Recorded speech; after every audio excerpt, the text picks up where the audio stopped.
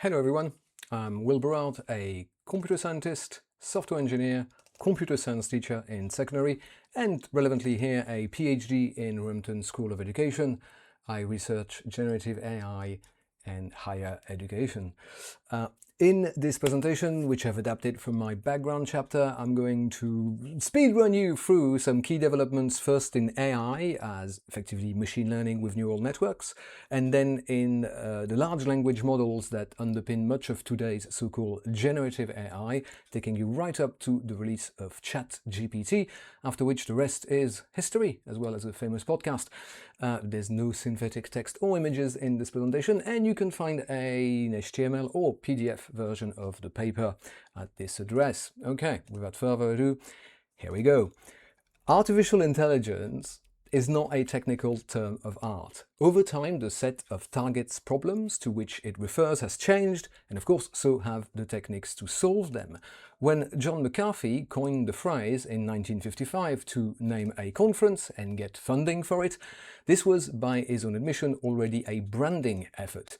28-year-old McCarthy wanted to distinguish his work from the already established cybernetics associated to Norbert Wiener, 30 years his senior. But before the birth of the phrase in 1950, Alan Turing, this should be a comma, I'm sorry, writes of thinking machine, and it is in this text that he proposes his now famous imitation game. A game, not a test. Nevertheless, quickly operationalize. So before even the coinage of the phrase artificial intelligence, a metric for success in the field was the successful deception of an individual by producing text plausibly attributable to a human author. I'm putting this meme up because my PhD is about specifically student use of generative AI in higher education assessment. The technologies we now call AI are based on artificial neural networks, or ANNs, which is an idea first put forward as maths in 1933 and then implemented in circuitry with the perceptron of psychologist Frank Rosenblatt in 1958. ANNs will receive a lot of attention in the 60s, then they fall by the wayside by the end of the decade, as non-trivial problems requires modeling a number of connections quickly out of reach of the compute of the era. It is the first of several AI winters of the 20th century when research in the field stalls, and this one came with a change of dominant paradigm in favor of machine learning system based on symbolic representation of explainable rules, if this then that, unless the others. But ANNs will come back in the 80s with two significant advances. First is the invention of a linear algebra method to train them more efficiently, backpropagation. It is Geoffrey Hinton's work on backpropagations that earned him the moniker of Godfather of AI. Oh, you can't refuse. And in 2024, a Nobel Prize in Physics, weirdly, along with John Hopfield, who at least is a physicist, Nobel Prize for work done almost 40 years before. This is the Boltzmann machine implemented with backpropagation. The year before his Nobel Prize, Hinton resigned from Google Brain so he could speak freely of his grave concerns with the risks of the technology. This, however, has not helped him being heard. Oh well. The other milestones in the 80s and 90s is the work of Yann LeCun, on convolution neural networks, which would lead to ANNs seeing their first industrial application, optical character recognition for mail sorting and check processing. So the big machines for sorting mail that appears in the 80s and 90s, that's ANNs, convolution, and then even CNNs. LeCun went on to become head of AI at Meta, leaving the company in 2025, mainly because he deemed them LLM-pilled, thinking that just the production of text is not the way towards artificial general intelligence. Anyway, from recognizing characters, like LeCun, to recognizing objects, machine vision has long been a prototypical AI problem, and it is in this field, again, that the next decisive milestone was laid in the 2012 edition of ImageNet's LSVRC, the Large-Scale Visual Recognition Challenge, which is a machine vision competition based on the annotated dataset ImageNet. The winning team, which featured Hinton again with his PhD student Ilya Sutskeva, we're going to see a lot of his name today, did not use any new algorithms. Their innovation was to run them heavily parallelized on repurposed graphics processing units. I've not put the graph in from Google Finance, but back then the Nvidia stock was trading for cents. Now, Sutskever was one of the founders of OpenAI after he left Google Brain, resigning in 2024. The year before, along with other executives concerned at the company's leadership, he had tried and failed to oust Sam Altman. Depicted here doing what he loves, asking for $20 more billion for AGI, bro. Interestingly, ImageNet as a dataset already featured some of the ethical issues that still plague generative AI a decade later. Questionable labor practices to annotate the images, and a resulting annotation that reinforces existing societal biases, because preparing a dataset for machine learning involves invisible, non-neutral decisions that are taking place even before the training. Look at this: failure, loser, non-starter, unsuccessful person. Bit unfair on the people depicted, also all white people. A better known milestone of this era, the 2010 and connectionist AI, is the victory of DeepMind's AlphaGo in 2016 over Korean Go Grandmaster Lee Sedol, mirroring that 10 years prior of IBM's Deep Blue against Garry Kasparov at chess. Go had long been seen as the problem to beat in AI after 96 and the Deep Blue victory, because it's not possible to rely on the brute force exploration of possible game states. It's an intractable problem, not solvable in polynomial time. And it's this brute force exploration, like maybe 6 moves in advance, but that's enormous, that was instrumental for Deep Blue's, like the OG 96, win at chess. Now, AlphaGo's victory prompted the idea that if one intractable problem can be solved by artificial neural networks, then surely with enough training data and compute infrastructure, all of them could. This marked a paradigm shift in algorithmic decision-making from causality to data association. Training artificial neural networks through backpropagations on GPUs allows them to overcome the limits perceptrons, in that instance, hit at the end of the 1960s, because neural nets can be much larger, they have more layers of depth, and what we have been calling artificial intelligence since the 2010s is probably better described as deep learning. Deep learning is a fine technology with too many applications to mention, but at its core, its function is to find patterns in data, either patterns the systems have been trained to recognize, or patterns latent in the data. It's an idea so old that it's been around us since the late 80s to automate the processing of snail mail and check cashing, two areas which do not exactly scream cutting edge. The only difference is that now we have the computing power and the datasets to make it work. I say we, really, it's specifically the behemoths of big tech. Now, second part, the AI chatbots, the LLM, the semantic plasticity. I don't know what it means, it's a marketing term. The semantic plasticity of the term AI means that we are putting in the same category deep learning and that latest wave of AI heralded by ChatGPT, the generative AI of large language models. Like machine vision, natural language processing had long been an important branch of AI, if anything, and in its domain, chatbots are important proofs of concept, because after all, in Turing's imitation game, you kind of need the system you need, the machine should be some kind of bot that chats. Now, first among these chatbots, in impact, if not actual chronology, is Joseph Weizenbaum's ELIZA, particularly convincing in his doctor, it's all capitals, personality of Rogerian psychotherapist, bouncing the user's statements back to them as questions, and then when it can't pass the sentence and do that, just answer, and how does that make you feel? And it worked really well for therapy. Quote, Weizenbaum was shocked to discover that so many users were taking his program seriously and that they were sharing, so I've not highlighted the right bit here, they were sharing their most private thoughts with the machine. Weizenbaum went on to become a leading critic of AI research.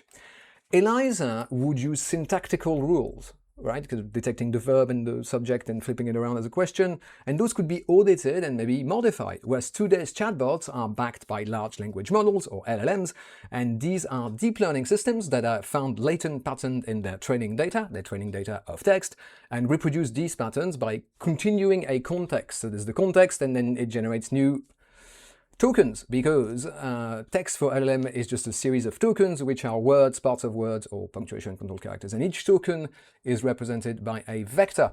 This is the seminal paper for word2vec. You notice Sutskever is on here as well. These vectors embedding, right, are arrived at through training on a fill-in-the-blank, guess the missing word exercise. In practice, each vector is a list of numbers than can be thought of as coordinates in a multi-dimension, a hyperdimensional latent space. And these vectors hold a form of meaning, as in this example, queen is to woman, right? That, sorry, where's queen? Queen is here and woman's here. Queen is to woman, this orange vector, as to king is to man. In the latent space of meaning, the relative position of man and king mirrors that of woman and queen, the orange vectors here. Meaning here is differential because vectors in themselves represent none. It's only the relationships between vectors that do. And even then, they only reflects the statistics of the training set. Because a similar near equivalence often occurs whereby man is to woman as doctor is to nurse or gynecologist in some instances. Embeddings will only represent standing, meaning decontextualized, meaning there's only one vector for the word bank, and it somehow captures its meanings both as riverside, financial institution, or the tilting of an airplane. But meaning in context can be modeled in different ways. For ChatGPT and many other chatbots, this is achieved with the transformer architecture pioneered by OpenAI's GPT-1. You'll notice no subscription in this one, it's on the followings. In the transformer, there's a self-attention mechanism that adjusts the weights of the contribution of each of the context token. So different words in the inputs are given different importance as far as coming up with the next word is concerned. And each of the vectors' position is adjusted to better reflect their meaning given the surrounding word, given the context. So then this is where bank, the vector for bank, might steer more towards something that's like about rivers and riversides, an ecosystem. But the functions of these systems remains predicting the next likely token based on the context, because this is all they are trained to do. LLMs model meaning as encountered in their training and fine-tuning, but they do not understand. They have no moral compass, no reference to ground truth, no model of the world beyond their training data, and their output is devoid of communicative intent, and I cannot stress enough how important this distinction is. Still, this approach has yielded more and more impressive results, first by separating generalist pre-training from application specialized fine-tuning, suitscavers on this one, then by scaling the size of the models and training sets to a level only accessible to the handful of corporations and organizations developing the technology, with, for OpenAI, GPT-2, suitscavers still on it, then GPT-3, by which point everyone wanted to be an author of the paper. This caused at the time critical voices to be raised, most notably these of Emily M. Bender and colleagues, whose paper coined the term stochastic parrot. They argued that the emergent capabilities of ever larger models are nothing but the reproduction of patterns latent in the data, and that seeking ever larger training sets makes them de facto impossible to review, curate, or even obtain ethically, something about which they've been proven right in the years after. Now, in conclusion, just like deep learning, there are many specialized applications to LLMs, some of which can run on laptops as basic as mine that I've got in front of me right now. Utility does not require scale. This is important. The focus on scale of the industry has put it on a trajectory that is entirely unsustainable financially as well as environmentally. I feel we should be more worried about this than we are. The trend since ChatGPT to package LLMs as anthropomorphic agents also has had concerning consequences. 2025 saw the coinage of the phrase chatbot-induced psychosis, but we have to wonder if there may be a subclinical version of the syndrome when one does not lose contact with the whole of reality, just the part that concerns a realistic assessment of the capacities of AI systems. GPT-3, for instance, had been out quietly for 3 years and applied with only mild excitement across many domain-specific uses, programming, fiction writing, and so on. But it took the low-key research preview of ChatGPT to fire the starting gun on generative AI. This is no accident. The instruction tuning and packaging as a chatbot exploits this effect, because as far back as the mid-60s with ELIZA, we have established the tendencies of humans to ascribe more intelligence, understanding, agency, and a host of other uniquely, arguably, human features to computer systems that interact in human language. It is actually called the ELIZA effect. And I feel like we should deliberately compensate for this because generative AI pushes certain buttons in the very wiring of our nervous systems. Many put the roots of our species' spirituality in animism and participation mystique, which is literally the ascription of agency to inanimate objects. I would recommend that in all our dealings with AI, we remember we will have a natural tendency to see more where there is in reality less and correct our appraisal accordingly. It would also help to be precise with our language and distinguishing deep learning from LLMs, and within these, specialized, often local ones from hyperscale frontier models. The way the discourse has been framed is also not helpful, because if McCarthy had not come up with this buzzword of artificial intelligence, this today may sound just as odd as artificial strength. There is an intent, just like for strength, there is a subjective, phenomenological experience, an aspect to intelligence. There is an intent behind its application, as well as ethical consideration to it. There is the joy of solving a problem or lifting something, I don't know what the strength joy is, which cultivates a desire to solve more or lift more. This is not just a philosophical objection, because forgetting those facts may lead us to expect much more of intelligence as patterns than it can deliver, and yet see also much more than there actually is, since Turing, with taking the functionalist view of equating intelligence with the sole outwards ability to solve problems. But few among us, I expect, would call a forklift strong just because it can lift boxes.